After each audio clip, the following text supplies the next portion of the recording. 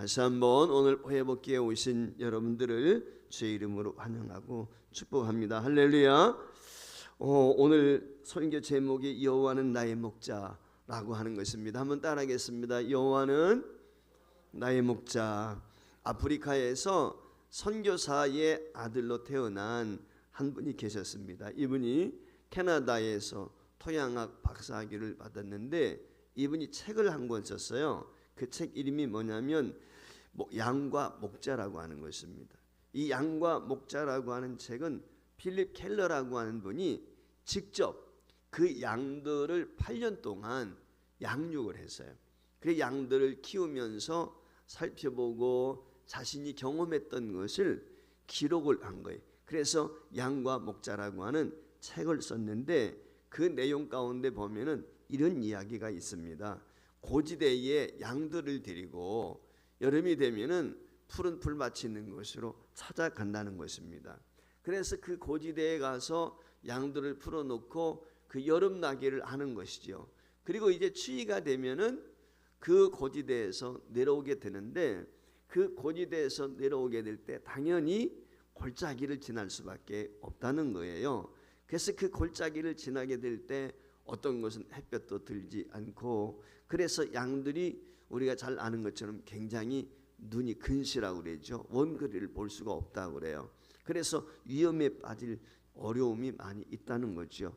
이때 양들에게 절대적으로 필요한 게 뭐냐면 목자라고 그래요. 그래서 목자가 이 양들을 앞서서 이끌고 내려오게 되는 것입니다. 푸른 풀밭이 있고 맑은 시냇 물가가 있는 곳에서는 어떻게 보면 목자가 필요가 없어요. 지들끼리 알아서 놀고 뜯어먹고 물 마시고 그런단 말이죠. 근데 골짜기를 간다든지 어려운 길을 가게 될 때에는 목자가 필수적으로 필요한 것이죠. 목자가 없으면 잘못하면 이 양들이 실족할 수도 있고 어려움에 빠졌을 때 목자가 건져줘야 되는데 목자가 없으면 건짐받지를 못하게 되니까 죽을 수도 있다는 거예요. 그런가 하면 어떤 양들은 양무리에서 떨어질 때도 있는 거예요. 이탈할 때도 있단 말이죠. 그래서 목자가 그와 같은 것들을 잘 살펴서 떨어진 양은 없는지 연약한 양은 없는지 이 행군할 때 골짜기를 지나게 될 때 이 목자들이 막대기와 지팡이로 이와 같이 양들을 그 밑에 그 막사가 있는 그곳까지 인도한다는 것이죠. 이 이야기를 통해서 그런 생각을 한번 가져봤어요. 우리 하나님은 목자시고 예수님은 나의 목자시니 우리가 노래하지 않습니까? 우리는 양이란 말이죠. 여러분, 양과 목자가 가장 가까울 때가 언제일까요?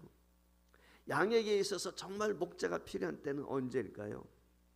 푸른 풀밭이 있고 맑은 시냇물이 있고 그때는 사실 목자가 그렇게 필요하지 않아요. 근데 맹수라든지 험산 중곡을 지나게 될 때 계곡을 지나게 될 때 그때는 목자가 절대적으로 필요한 거죠. 문득 그런 생각이 가졌어요. 우리 포화벽교회 어른들은 진짜 목자가 필요할 때다. 젊을 때는 내 마음대로 내 노력 가지고 내 힘 가지고 살 수 있어. 그런데 나이가 들어가면서 정말 주님이 필요하다. 주님이 도움이 필요하지 않을까. 그런 생각을 가졌어요. 여러분, 신앙생활하게 될 때 한번 가만히 생각해 보세요. 언제 하나님과 제일 가까워졌던 것 같아요? 여러분들 언제 하나님을 가장 많이 찾았어요? 여러분이 언제 하나님을 가장 가까이 있다고 느낄 때가 언제였어요? 편안할 때였어요? 잘 나갈 때였어요? 건강할 때였어요? 저 보니까 제 인생을 살면서 느낀 것 중에 하나는 아니더라고요. 가장 힘들고 어려울 때, 외로울 때, 고달플 때, 그때 주님이 나와 함께 하시는구나. 주님을 찾게 되고 주님을 의지하게 되고 주님과 가까워지는 거예요. 저는 우리 포회복교회 성도들이 주님과 날마다 가까워졌으면 좋겠어요. 할렐루야. 왜냐하면 이제 우리 살 날이 얼마 안 됐잖아요. 그렇죠? 우리에게는 절대적으로 목자가 필요해요. 젊을 때는 지팡이 없이도 살았어요. 자녀들의 도움 받지 않아도 살 수 있었어요. 내심으로 자녀들에게 도움 주고. 근데 나이가 들어가면서는 그렇지 않잖아요. 누군가의 도움이 없이는 내 혼자는 살아갈 수 없는 연약함이 우리에게 있단 말이죠. 물질적인 면도 그렇고 건강도 그렇고 정신적인 면도 그렇고. 그런데 실상 우리에게 가장 큰 도움이 되고 우리를 인도해 주실 분은 누구냐? 바로 우리의 목자 되시는 예수님이신 거예요. 오늘 여기 시편 23편은 시편 가운데 가장 아름다운 시편이지요. 시편이 150편이 있는데 그 중에 사람들이 가장 많이 암송하고 가장 즐겨 부르고 가장 사랑하는 찬송시가 바로 시편 23편이에요. 오늘 이 23편에는 이 시편 23편을 통해서 힘들고 어려울 때, 고난과 그 가시밭길 같은 골짜기를 지날 때, 자갈밭 같은 길을 걸어가게 될 때 많은 사람들이 이 시편 23편을 읊조리면서 위로받고 힘을 얻고 난관을 극복하고 승리한 사람들이 수없이 많단 말이죠. 외로운 사람들, 위태한 중에 있는 사람들, 특별히 임종 직전에 있는 사람들에게까지 시편 23편은 큰 은혜가 되는 것입니다. 여러분, 이 시편 23편은 여러분 잘 아시는 것처럼 다윗이라는 사람이 이 시편을 기록을 했어요. 다윗이 왜 사랑 많이 받는 사람이 되었을까?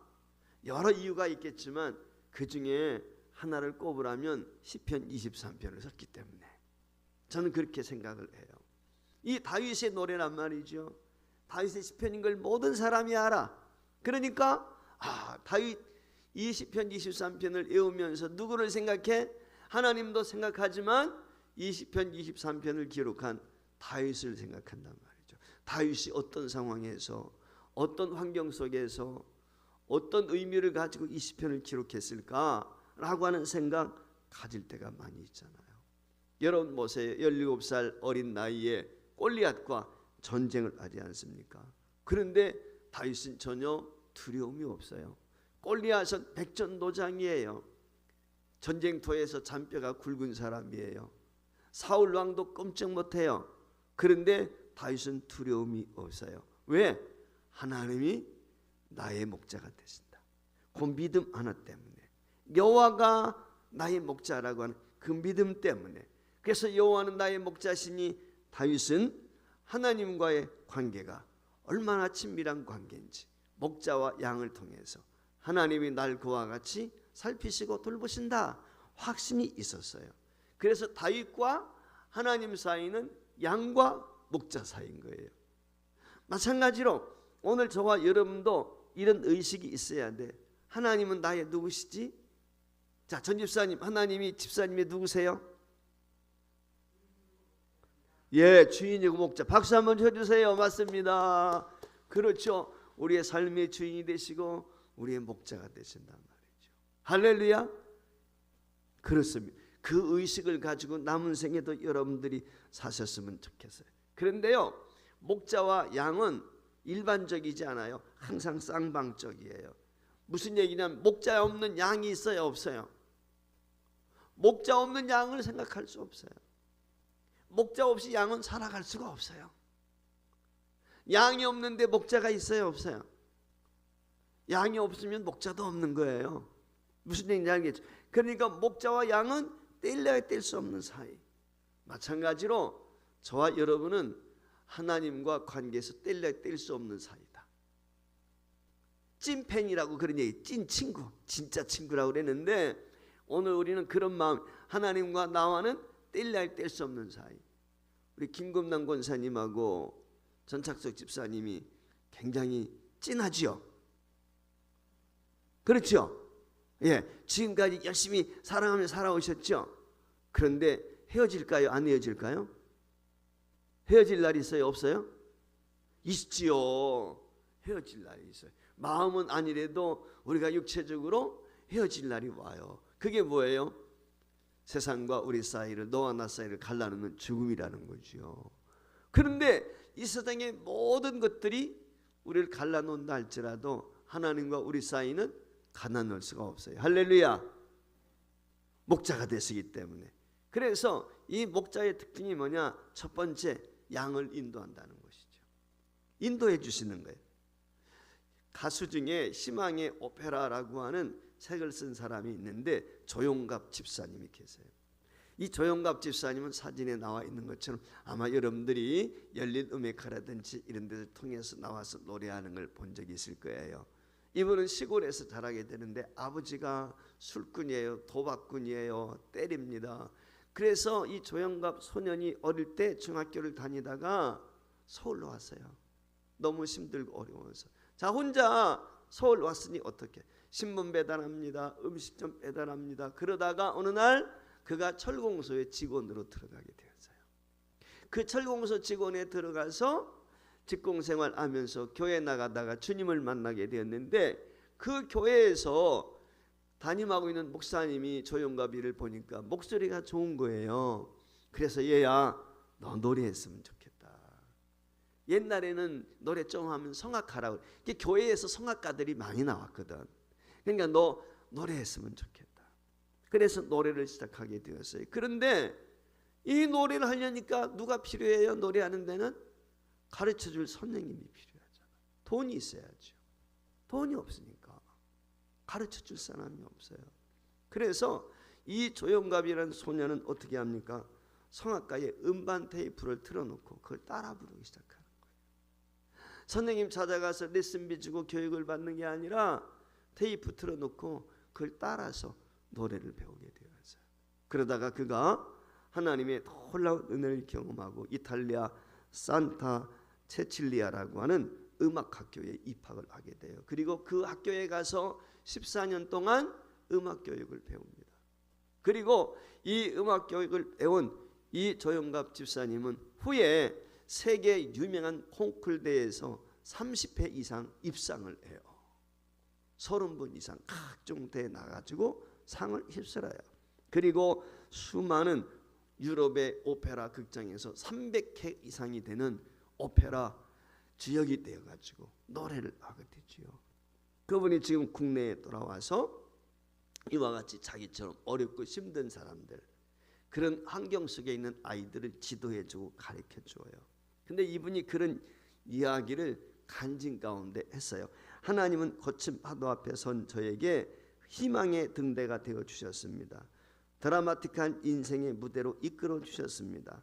앞으로 저의 꿈은 희망을 잃은 채 절망 속에 주저앉은 사람들에게 희망의 오페라를 전하는 것입니다. 믿음으로 도전하면 하나님께서 인도해 주시니 이루지 못할 것이 없습니다. 그래서 지금도 어렵고 힘든 특별히 청소년들을 위해서 음악을 가르쳐주고 무료로 이와 같이 도움을 주고 있다는 거죠.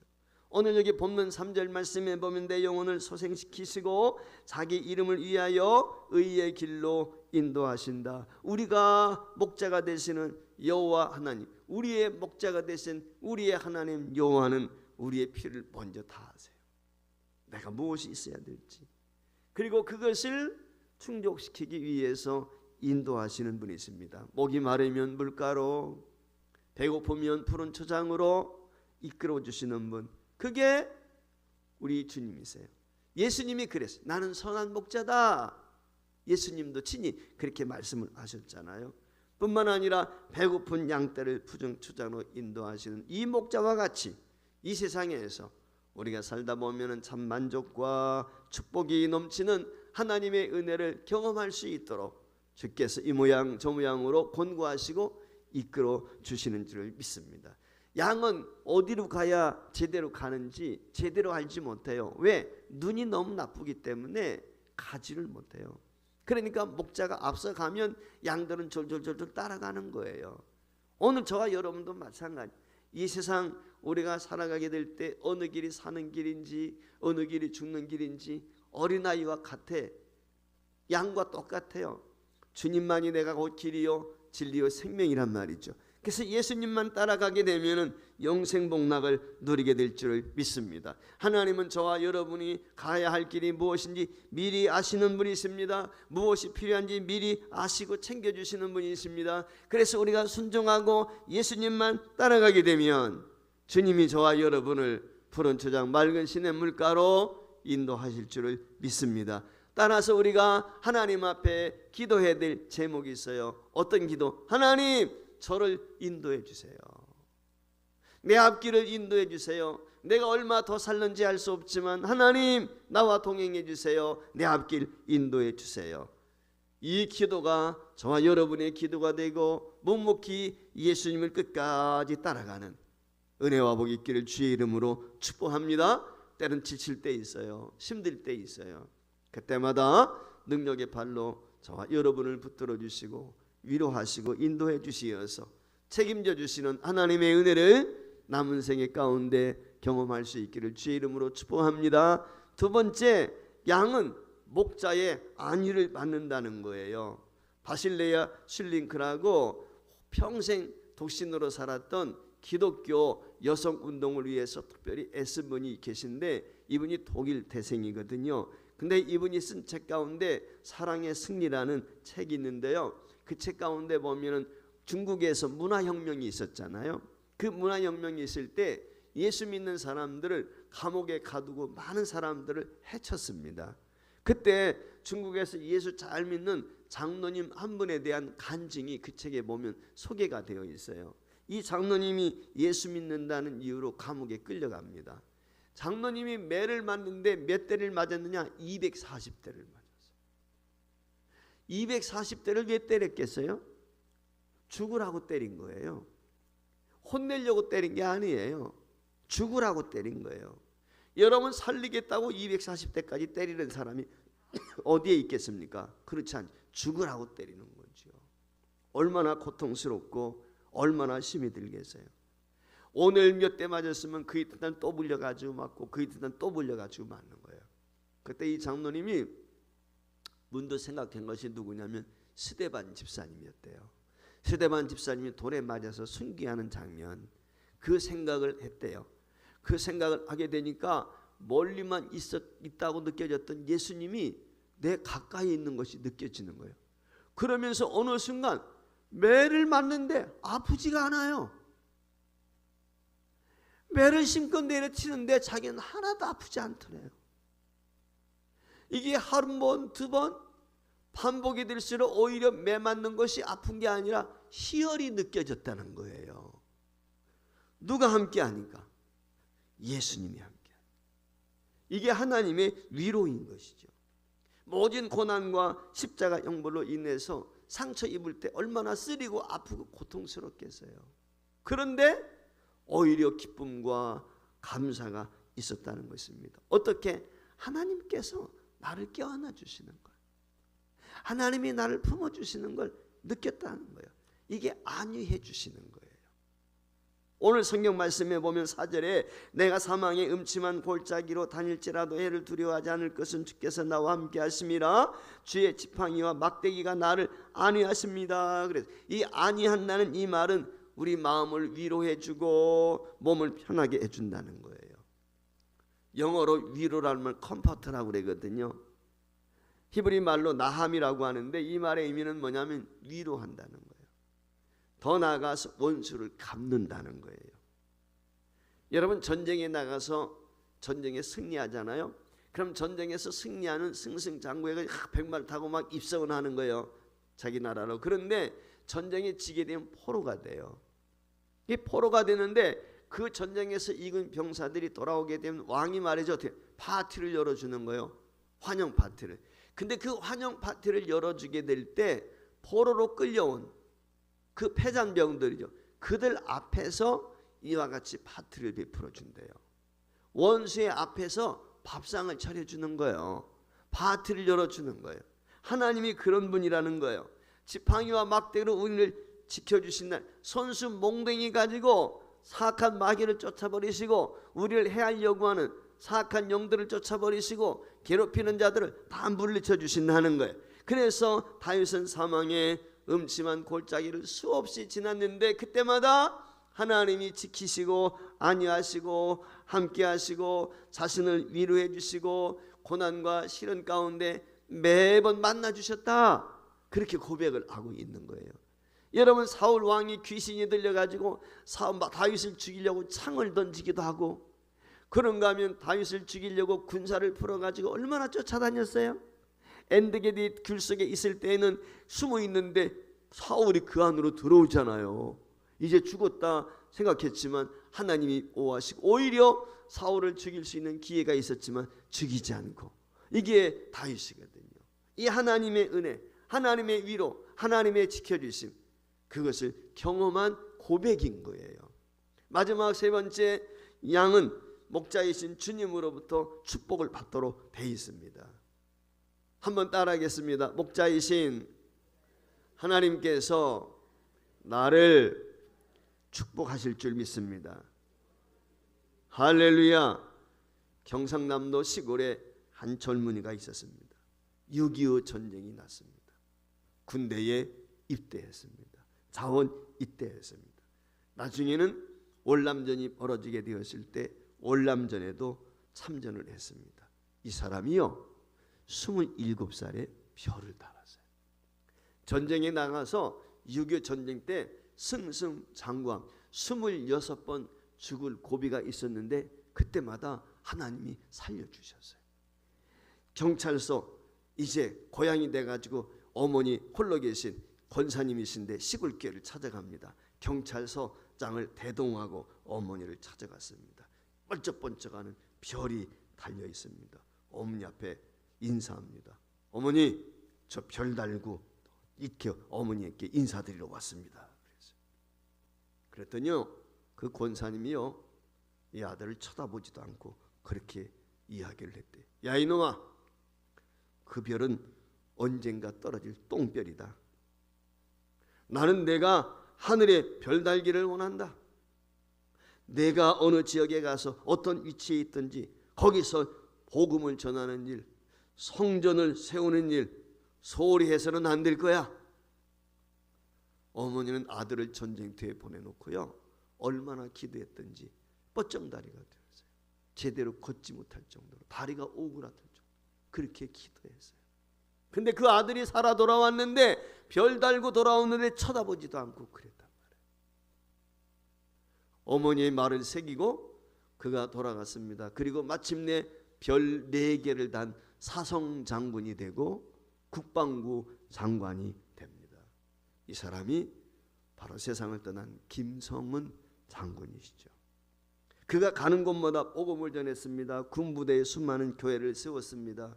그가 전역한 다음에는 그에게 주셨던 돈들을 모아가지고 땅을 사서 예배당을 건축을 했어요. 그리고 하나님 앞에 봉헌을 했습니다. 그 예배당 봉헌 예배 드리게 될 때 사진을 쫙 찍어가지고 고향에 계신 어머니를 찾아가게 됐습니다. 어머니, 예배당을 지어서 하나님 앞에 봉헌했습니다. 그 사진을 받아들고 이 어머니 노원사님이 눈물을 줄줄 흘립니다. 나는 내가 목사가 되기를 위해서 기도했다. 그런데 내가 목사는 되지 못했지만 이제야 내가 하늘에 별을 달았구나. 그 예배당을 통해서 묻힌 영들이 하늘의 별이 되어 오르게 될 것이다. 이제야 내가 땅에서 썩고 떨어질 별이 아니라 하늘의 별을 달았구나. 사랑하는 여러분, 이 김성훈 장군이 나의 잔이 넘치나이다 라고 하는 책에 보면은 그 어머니의 신앙에 대해서 이렇게 간증을 하고 있어요. 오늘 여러분들은 후손들에게 어떤 모습으로 비춰지기를 원하십니까? 이제 남은 생에 우리 후손들이 어떻게 되었으면 좋겠어요? 이 김성은 장군의 어머니와 같이 우리 후손들이 하늘나라의 별이 되어야 돼요. 예수 잘 믿는 자녀들이 꼭 되게 해야 됩니다. 오늘 여기 본문 5절 말씀에 주께서 내 원수의 목전에서 내게 상을 차려주시고 기름으로 내 머리에 바르셨으니 내 잔이 넘치나이다. 하나님께서 지금까지 인도하신 것처럼 앞으로 남은 생에도 인도해 줄 믿습니다. 할렐루야. 자, 저하고 한번 약속을 했으면 좋겠습니다. 우리 올 1년 동안 여러분들이 시편 23편을 다 암송하는 거예요. 할렐루야. 아셨죠? 시편 23편을 다 암송하세요. 시편을 암송하게 되면 치매도 예방이 돼요. 치매 교육 우리가 하잖아요. 이거 10번 100번 하는 것보다 시편 23편 암송하는 게 훨 나아요. 무슨 얘기인지 아시겠죠? 그래서 올 1년 동안은 여러분들이 시편 23편 더 하시고 싶은 분은 시편 1편에서부터 쭉 외우시면 좋겠죠. 시편 128편이라든지 127편 이런 데 길지 않아요. 기껏해야 6절밖에 안 돼요. 많지 않으니까 이런 것들 여러분들이 암송하면 참 좋겠어요. 할렐루야. 그래서 모두가 올 연말에 우리 보혜복교회가 종강하게 될 때 시편 23편을 다 암송할 수 있는 보혜복교회 되기를 주의 이름으로 축복합니다. 여호와가 나의 누구시라고요? 여호와가 나의 누구시라고요? 목자 있습니다.